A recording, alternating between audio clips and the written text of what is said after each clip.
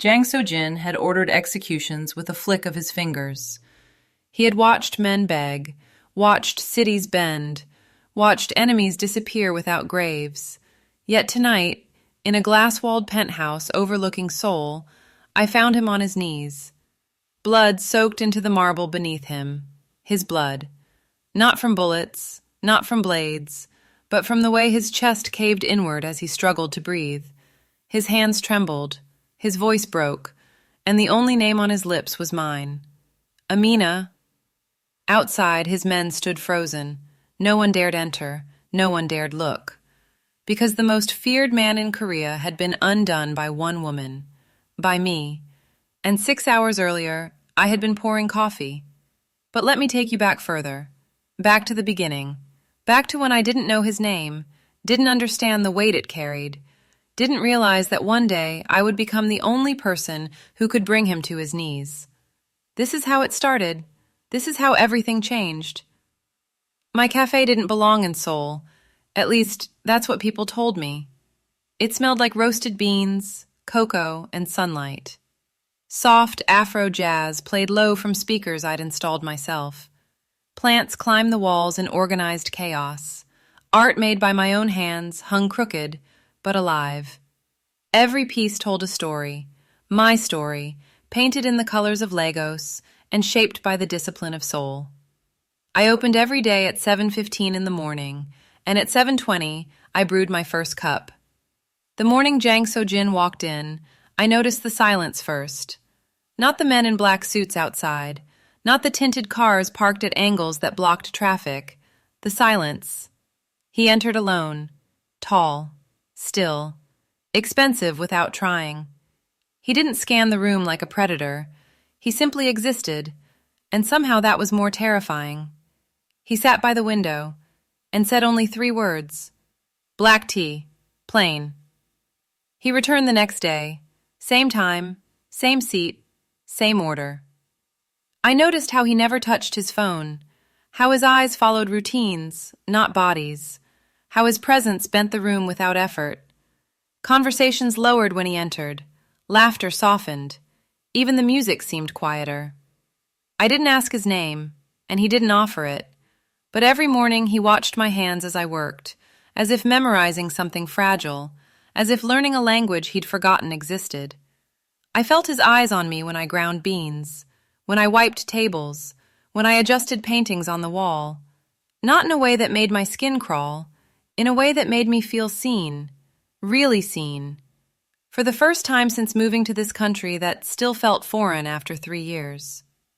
On the 3rd morning, I caught him staring at my hands again. "They're just hands," I said without looking up. He didn't respond, but I saw the corner of his mouth twitch, almost a smile, almost human. I learned his name from a customer, a young man who walked in, saw him, and walked right back out. His face had gone completely white. "Do you know who that is?" My regular Mrs. Park whispered to me in broken English. She was a grandmother who came every afternoon for honey tea. "A customer," I replied. She shook her head frantically. "That's Chairman Jang Seojin. He owns half of Seoul, maybe more. People don't say his name out loud." I looked at him again. He was reading a newspaper. Just a man drinking tea. "He looks normal to me," I said. Mrs. Park grabbed my arm. "Normal men don't make rooms go silent. Be careful, child. Men like him don't visit places like this for coffee." But I didn't feel afraid. I felt curious. Because power was supposed to be loud. And this man was the quietest person I'd ever met. On the 7th morning, I finally spoke. "You don't smile," I said, setting his tea down with more force than necessary.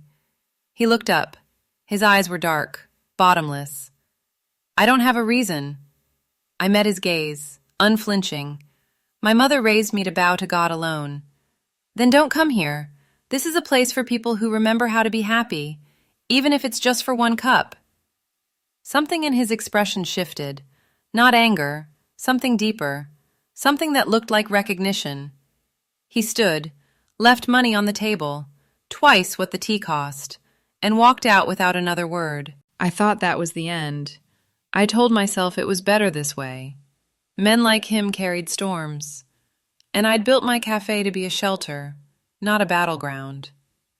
But the next morning at 7:20, he returned. And this time, when I set his tea down, I saw it. The smallest curve of his lips. Not quite a smile, but close enough to matter. A routine formed between us. 7:20 became sacred. Black tea, window seat. Silence that felt less like absence and more like understanding. I learned when not to speak. He learned how peace felt. And for the first time in my life, I was afraid. Because I wanted something I couldn't name, something I couldn't control. He never asked about my life, never pushed past the boundaries I set. But sometimes, when the cafe emptied and golden light slanted through the windows, he would say small things. "You paint." "Yes." "They're good." "Thank you." "Why Seoul?" I paused, cloth in hand. Because Lagos knew all my stories. I wanted to write new ones. He nodded slowly, as if that made perfect sense, as if running from familiarity was something he understood. "And you?" I asked, surprising myself. "Why here?" His answer was simple, devastating. "Because you don't look at me like I'm dangerous." Men started watching the cafe. I noticed them on the corner, in the parked cars, standing too still to be tourists. I wasn't naive. I knew what it meant. I'd seen protection before. My father had enemies once. I recognized the pattern. That night, 3 warnings were issued across Seoul, quietly, efficiently, the way powerful men move pieces on boards only they can see. The men disappeared. The street suddenly felt safer, and I knew without asking that Seojin had done something I would never fully understand. When he came the next morning, I set his tea down harder than usual. "I don't need protection," I said. "I know." "Then why?" His eyes met mine. "Because I need you safe." The honesty stole my breath. This man who controlled empires had just given me the most vulnerable truth he possessed. And I didn't know what to do with it. Weeks passed. The routine held. But tension built like pressure before rain.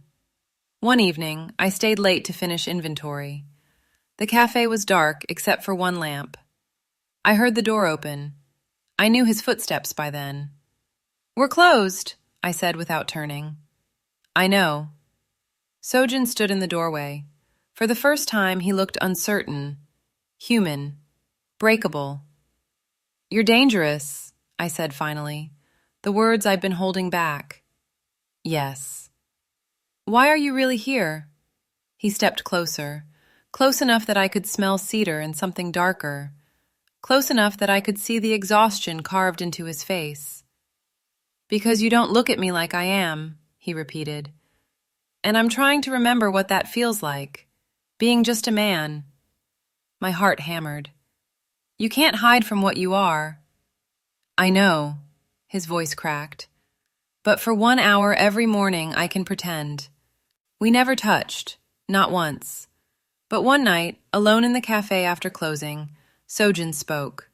About blood, about choices made in dark rooms, about ghosts that followed him home. I listened, didn't interrupt, didn't judge, because I understood something fundamental. This man didn't need forgiveness. He needed witness, someone to see him fully and not turn away. "You don't scare me," I said finally. "But who you become for me, that does." He bowed his head, and in that moment I saw it clearly. The man who made Seoul tremble was terrified of something far simpler than death. He was terrified of hope. "I've done terrible things," he whispered. "Things you can't imagine." "Then don't tell me. But don't insult me by pretending you're a monster. Monsters don't sit in cafes drinking tea. Monsters don't watch a woman paint like it's the first beautiful thing they've seen." His hands clenched. "You don't understand what I'm capable of." "Maybe not, but I understand what you choose. Every morning you choose peace. That has to count for something." The violence came suddenly. A rival syndicate sent a message. It happened 2 blocks from my café.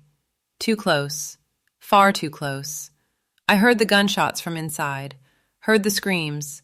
When I ran to the window, I saw Seojin in the street, and the man I thought I knew disappeared. What remained was something cold, efficient, terrifying. He moved through attackers like death itself. No wasted motion, no hesitation, just brutal, absolute control. It was over in minutes. 5 men down, Seojin standing in the center, breathing hard, blood on his hands. Then I watched him stumble into the alley behind my cafe, and I heard him vomit, heard him curse, heard him break. I found him there, hands shaking, back against the wall. "I hate this part of me," he said. "I hate that I'm good at it, that it comes so easily." I knelt beside him, didn't touch him, just sat. "You protected people today," I said quietly. "I killed people today." "Yes, both things are true." He looked at me with such raw pain that I had to look away. "How do you live with that?" he asked. "I don't know, but we'll figure it out." He stopped coming. Days passed. 7:20 felt empty. The tea I brewed tasted wrong. The silence was no longer peaceful. It was just lonely. I told myself it was better this way. That distance was protection. That some men were tornadoes and loving them meant destruction. But I missed him. God help me, I missed the quiet weight of his presence. The way he made me feel anchored. The way peace looked on his face when he thought I wasn't watching. Mrs. Park noticed. "The chairman hasn't been here." "No." "You miss him." I didn't answer. Didn't need to. The truth was written all over my face. "Be careful, child," she said again. "Men like him don't know how to love without destroying." But what she didn't understand was that I'd already made my choice, days ago, the moment I knelt beside him in that alley and chose to stay. He returned on the 8th day, bruised, a cut above his eye, moving like every step hurt. He sat in his usual seat, said nothing. I made his tea, set it down. And then I said what I'd been holding back. "You don't get to decide alone." He looked up. "What?" "You stayed away to protect me. I understand that. But you don't get to make that choice for me. I'm not a child. I'm not helpless. And I'm not afraid of you." His jaw clenched. "You should be." "But I'm not." I sat across from him. "So now what?" "Now, I don't know. I've never done this before." "Done what?" His eyes met mine, vulnerable, terrified. "Cared about someone more than I care about winning." My heart cracked open, because I understood. This man who conquered cities had no idea how to surrender to love, and somehow that made him more human than anything else. "Then we learn together," I said. The letter arrived on a Tuesday. My name, my address in Lagos, my brother's school. Details no stranger should have. I didn't show Seojin immediately. I tried to convince myself it was nothing, a mistake, a wrong address. But when I came to open the cafe the next morning, it was surrounded by men. Not Seojin's men, others. Seojin arrived minutes later. He read the situation in seconds, saw the letter in my trembling hands, and something in him ignited. "Inside, now," he commanded. For once, I didn't argue. What happened next, I heard through walls, shouting, then silence, then nothing. When Seojin came back inside, his knuckles were bleeding. His eyes were dead calm, terrifying calm. "They won't touch you," he said. "I made sure." "What did you do?" "What I had to." He looked at his hands. "What I always do." That night, I learned that Seojin had burned connections across Seoul, had called in debts, issued threats, destroyed lives, all because someone threatened mine. "I hate myself for it," he told me later. "But I'd do it again, 1,000 times." The cafe felt different after that, safer, but also heavier, like we were standing on borrowed time. "I won't live in fear," I told him one morning. "Then leave me," he said quietly. "Walk away while you still can." I stared at him. This man who could command armies was begging me to run. I won't, I said. Amina. I said I won't. My voice was firm. You don't get to push me away for my own good. I'm choosing this, choosing you. Every terrifying, complicated part of you. He closed his eyes. You're going to regret this. Maybe, but it'll be my regret, mine to carry. When he opened his eyes again, they were wet. I'd never seen him cry, never imagined this man could. I don't deserve you, he whispered. No, you probably don't, but you have me anyway. He knelt in my café, not in public, not for power, just the two of us in early morning light. This is the only way I know how to protect you, he said, the only way I know how to love. In his hands was a simple silver ring, nothing extravagant, nothing flashy, just a promise. Marry me, he said. Let me give you my name, my protection, everything I have. My throat tightened. You're asking me to enter your world. I'm asking you to let me stay in yours. The distinction mattered. This wasn't about possession. It was about surrender. His surrender. Yes, I whispered. Yes. When he slid the ring onto my finger, his hands were shaking. This man who never trembled was undone by my acceptance. I'll spend every day trying to be worthy of this, he said. Then we'll spend every day figuring it out together. He kissed my hand. Just that. Nothing more. But it felt like a vow. The council met in a building I'd never seen. Seojin's inner circle. Men who'd built empires beside him. Men who now looked at him with suspicion. I wasn't there, but he told me later. They demanded a choice. The organization or me. Power or peace. They called me a distraction, a weakness, a liability. She's made you soft, his second-in-command said. The Seojin we knew would never have hesitated, would never have shown mercy. Maybe that Seojin needed to die, he replied. The council went silent. Betrayal hung heavy in the air. Because in their world, change was death. Evolution was weakness. Choose, they said, by the end of the week. Seojin came to me that night, told me everything, and waited. What do you want to do? I asked. I want to choose you, but choosing you means losing everything else. Protection, resources, the power that keeps you safe. I took his hands. Then we'll figure out new ways to be safe. He stared at me like I'd offered him something impossible. Hope. They took me on a Thursday morning, right outside my café. 3 men, professional, efficient. A cloth over my mouth before I could scream. I woke in a concrete room, not hurt, not harmed, just held. Leverage. The man who entered was older, distinguished. He spoke English with a British accent. Miss Okoye, my apologies for the inconvenience. This isn't personal. Then what is it? Business. Your fiancé has something we need. Territory, connections, resources. He's been unwilling to negotiate. But now, he smiled, now he has motivation. Fear crawled up my spine.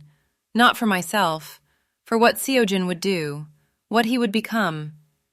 He'll destroy you, I said quietly. Perhaps, but first, he'll give us what we want. Seojin surrendered everything. Territory he'd fought for, men he'd commanded, districts that answered to his name. All of it, gone. His council watched in horror as he dismantled his own empire, piece by piece, all for one woman. You're insane, his second said. She's one person. We can find her another way. No. Seojin's voice was absolute. This is the only way that guarantees she lives.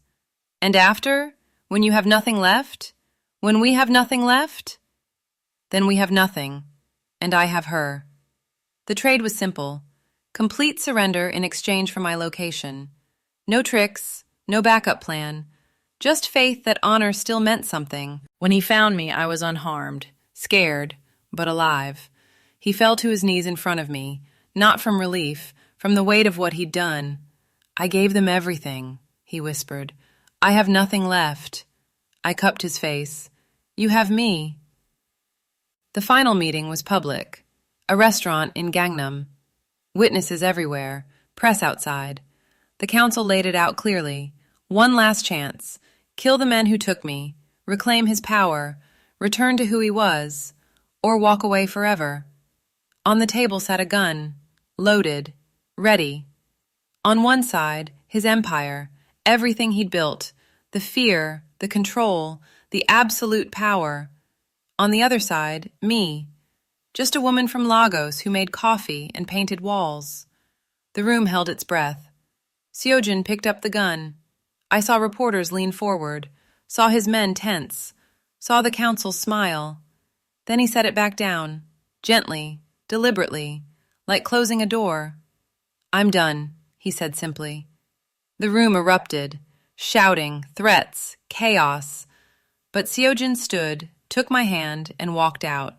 Into sunlight, into unknown, into freedom. Jang Seojin lost everything. Reputation, power, protection, wealth. The name that made rooms go silent meant nothing anymore. We left Seoul with one suitcase and a car that barely ran. No destination, no plan, just away. Are you scared? I asked as we drove. Terrified. Of what? He glanced at me, smiled, a real smile, of how good this feels. We ended up in a coastal town 3 hours south, a place where no one knew his name, where he was just a man, where I was just a woman, where we could build something new from nothing.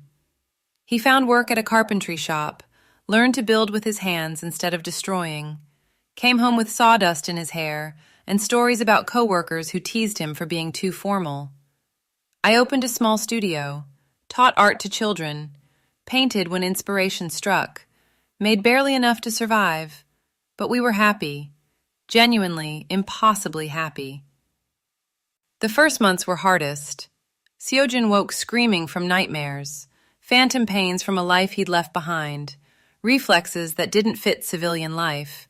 Once, someone dropped a plate in a restaurant. He moved so fast his chair fell over, his body ready for violence that never came. I'm sorry, he said, embarrassed. Old habits. But I saw the fear in his eyes, not of danger, of himself, of the man he used to be clawing his way back to the surface. You're safe now, I told him every night. We're safe. And slowly, he started to believe it. He learned to laugh at jokes, to relax in crowds, to touch me without calculating exits first. The man beneath the legend emerged like something precious and new. Do you miss it? I asked one night. Sometimes, the certainty, the control, knowing I could fix any problem with enough force. And now? He pulled me closer. Now I'm learning that some things can't be controlled, and maybe that's okay. The nightmares didn't stop.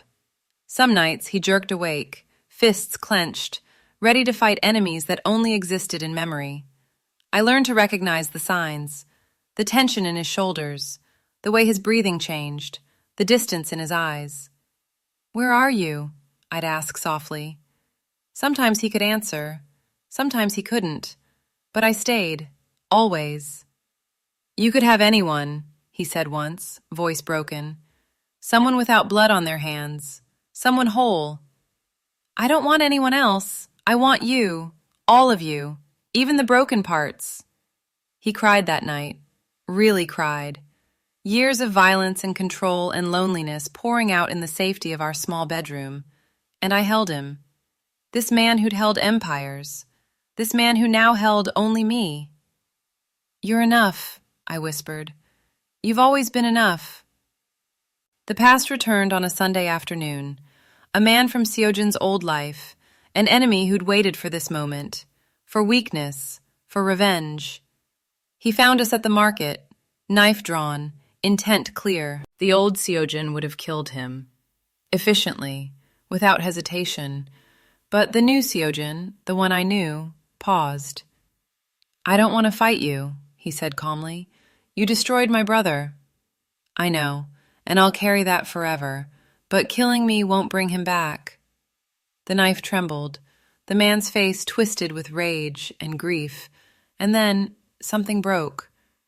"You were a monster," he spat. "You ruined lives." I did, and I can't undo that, but I can choose differently now. The knife lowered. Not forgiveness, just exhaustion. The man walked away, and Seojin let him. "You could have stopped him," I said later. "I know, but mercy felt better than winning."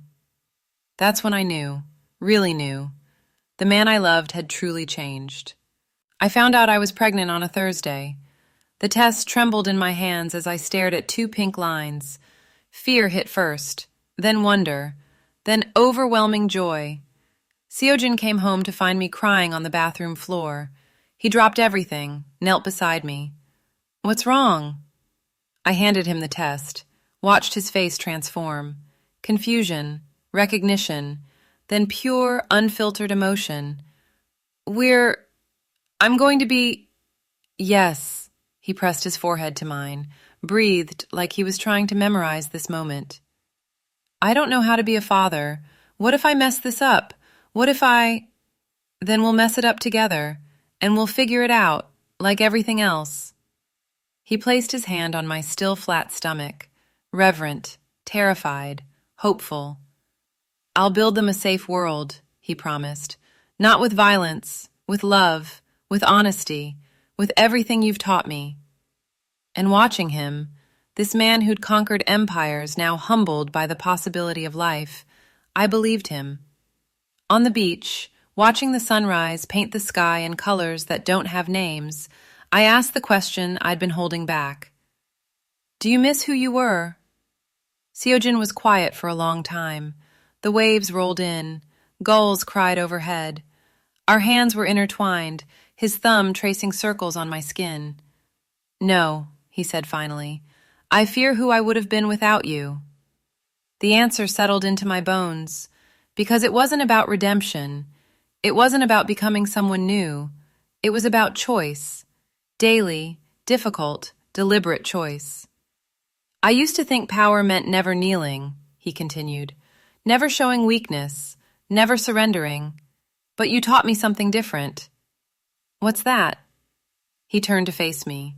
The rising sun caught his eyes, made them warm, human, real. "That kneeling before love isn't surrender. It's the bravest thing a man can do, because it means admitting you can't control everything, can't win everything, can't be everything." My hand moved to my stomach, where our child grew. And now? Now I'm terrified, grateful, more alive than I ever was ruling soul. He kissed my forehead. "You didn't save me, Amina. You gave me a reason to save myself." The question remains, hanging in the salt air like a promise. Can love truly change a monster? Or does it simply teach him how to kneel? But as I watched Jang Seojin, former kingpin, feared leader, the man who owned half of Seoul, smile at the sunrise with sawdust in his hair and hope in his eyes, I realized something fundamental. Maybe it doesn't matter. Maybe the answer isn't the point. Maybe what matters is that he keeps choosing, keeps kneeling, keeps building instead of destroying. And maybe, just maybe, that's enough. Subscribe for more of this. Thank you!